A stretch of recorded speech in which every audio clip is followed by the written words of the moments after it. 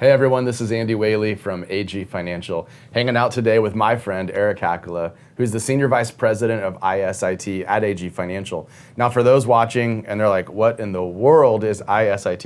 You want to unpack that? Sure, IS is like information systems. I categorize it more of the programming side of things. And then IT is like information technology and dealing with the computers, the printers, and the hardware and the network of an institution. Perfect.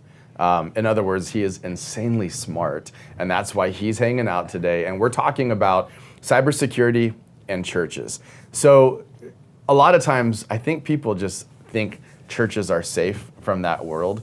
But now, more and more, we're hearing these stories in the news of cybersecurity threats, data breaches with organizations, and churches are at risk as well. They are an institution that have computers, a network, servers, employees, things like that. And so there are things churches do need to know related to data security.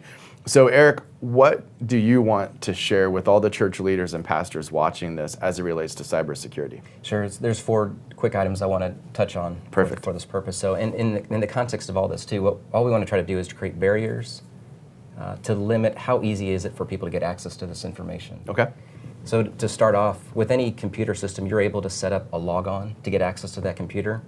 You know, all too often people may set up a computer where you turn it on, you don't have to log in, you can just start working. Sure. The concern there is if you use a third-party service to manage the church business, maybe have those passwords saved in a web browser somewhere. So anybody could get access to that computer and get access to that important information. When you say a third-party service, what does that mean? I've just heard of other, would they be like cloud-based services that churches can use Sure. to like manage the church, the information, whether it's budgeting or other parts of their ministry. Absolutely. Okay, good. So requiring a password to get onto the computer. Just to get onto the computer. Which most operating systems, I believe, have that inherent, right? Whether you have a PC, a Mac. Correct. Okay. What else? Yeah. So with using these computers, we want to make sure we're using current versions of these operating systems and locally installed software. And why that's important is vendors will continue to publish security updates for those systems. So you want to make sure that you stay current. Cool. And so, so now we're applying updates and patches. So now we need to get into we also have to create this layered approach of security, which is the third item, dealing with like antivirus or malware. What is malware? Malware is short for malicious software. Okay.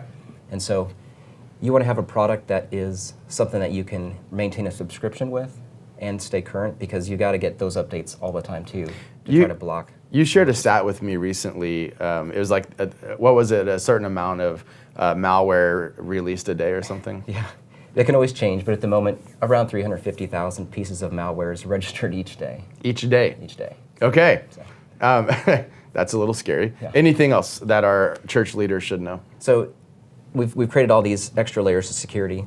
Things can still happen with computers where the computer just may physically fail itself. That could happen. Or maybe you're hit with some ransomware and then you lose, basically you're losing access to your information. So what we want to try to do is create some kind of backup strategy where you're backing up the important information to an external drive of some sort that you can then put elsewhere. Smart. I love it. This is great because this is easy best practices for you to put in place now. And we're not trying to say this is the comprehensive plan that you should put in place for cybersecurity, but these are things that you can do as a church leader, as a pastor now. So address with your staff. I want to make sure I got this all right. So these are the action steps, the next steps. Require that your church staff use a password for their computer just to get on, right? Correct.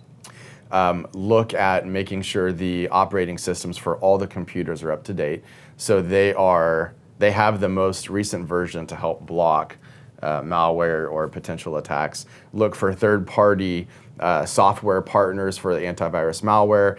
And lastly, back up your data. Make sure it's accessible later if something bad were to happen to the computer, so you do have access to that data. Eric, thanks so much for hanging out with us today. We hope you found this helpful, and best of luck to you as you protect your church.